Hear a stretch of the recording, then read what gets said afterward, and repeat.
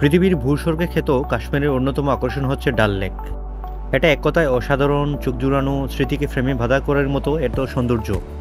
এই শিকারা বা নৌকায় ঘুরে ঘুরে এসব সৌন্দর্য দেখা সত্যিই মনোমুগ্ধকর। কাশ্মীরকে যেমন বলা হয় ভূস্বর্গ, তেমনি ডাল লেক হচ্ছে কাশ্মীরের মধ্যমণি। অপরূপ সাজে সজ্জিত ডাল লেক যুগে যুগে মানুষকে হাতছানি দিয়ে ডাকছে অনবরত। চারিদিক খুব সাজানো গুছানো। শিকারায় চড়ে মানুষ চা বিক্রি করছে, কাপড় চোপড় বিক্রি করছে, সবজি কেনাবেচা করছে। চারিদিকের পরিবেশ এত সুন্দর, সত্যিই এক কথায় অসাধারণ।